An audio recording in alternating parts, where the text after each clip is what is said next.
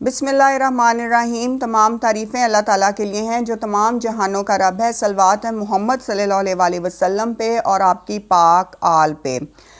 اولیاء کرام نے توکل کی کچھ یوں تعریف کی ہے کہ جب انسان وہ لمحہ جس میں وہ زندہ ہے اس پر تکیہ کرے اور اگلے لمحے کی فکر نہ کرے تو وہ متوکل ہے۔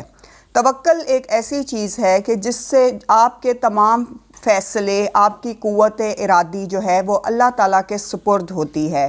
آپ جن بھی حالات اور مصائب کا شکار ہو لیکن آپ یہی سوچتے ہو کہ اللہ کی ذات سے بڑی کوئی ذات نہیں اور میرے تمام فیصلے، میرے تمام ارادے میرا رب جانتا ہے اور میرا رب سمجھتا ہے اور میرا رب جو فیصلہ کرتا ہے میں اسی میں ہی خوش ہوں۔ اسی طرح روایت ہے کہ رسول اللہ صلی اللہ علیہ وسلم نے فرمایا کہ مجھے دکھایا گیا کہ میری امت اس کثرت سے ہوگی کہ تمام زمین اور پہاڑ پر میری امت بھری ہوگی، یہ تمام زمین اور پہاڑ میری امت سے بھرے ہوں گے۔ رب تعالیٰ نے پوچھا کہ اس کثرت سے خوش ہو؟ تو رسول اللہ صلی اللہ علیہ وسلم نے عرض کیا کہ میں خوش ہوں۔ اس ہجوم میں اللہ تعالیٰ نے آپ حضرت محمد صلی اللہ علیہ وسلم کو 60-70 ہزار پر مشتمل ایک گروہ دکھایا اور آپ رسول اللہ صلی اللہ علیہ وسلم کو بتایا گیا کہ یہ وہ گروہ ہے جو سیدھا جنت میں جائے گا۔ آپ رسول اللہ صلی اللہ علیہ وسلم کی امت کے یہ وہ لوگ ہیں جو نہ تعویذ کراتے ہیں، نہ جادو کراتے ہیں، نہ منتر پڑھتے ہیں، نہ ہی کسی شخص سے کوئی امید رکھتے ہیں، بلکہ یہ وہ لوگ ہیں جو صرف اللہ پر توکل کرتے ہیں۔ اس کی وجہ سے ان کو سیدھا جنت میں داخل کر دیا گیا۔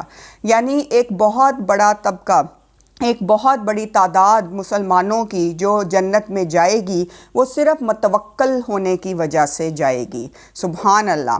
یہ واقعہ سننے کے بعد ایک صحابی حضرت عکاشہ رضی اللہ تعالیٰ کھڑے ہو گئے اور آپ رسول اللہ صلی اللہ علیہ وسلم سے درخواست کی کہ دعا کیجئے کہ اللہ تعالیٰ مجھے بھی اس گروہ میں شامل کر لے۔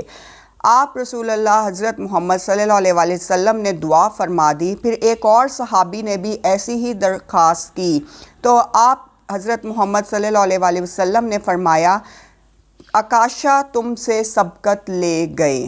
تو بہت سے ایسے فعل جو ہم کرتے ہیں کہ جو اللہ تعالیٰ کی رضا میں ہوتے ہیں، ان سے اللہ تعالیٰ خوش ہوتا ہے کہ اس انسان نے میرے اوپر توکل کیا اور اس معاملے کو میرے سپرد کر دیا۔ دوسری طرف بہت سے لوگ ہیں جو اپنی خواہشات پوری نہ ہونے پر دنیا میں ہر وقت بے چین رہتے ہیں۔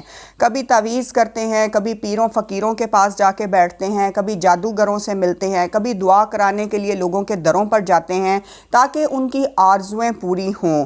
لیکن اگر ہم اپنے اندر یہ یقین پیدا کر لیں کہ رب تعالیٰ ہماری والدہ سے 70 گنا زیادہ ہم سے محبت کرتا ہے، ہماری شہ رگ کے قریب ہے اور سب سے بڑھ کر سخی ہے، پھر بھی ہمیں کسی کے پاس جانے کی ضرورت نہیں، کسی تعویذ کی ضرورت نہیں اور نہ ہی کسی جادو کی ضرورت ہے۔ سب سے پہلے یہ یقین پیدا ہونا چاہیے کہ سب سے بڑی ذات اللہ کی ذات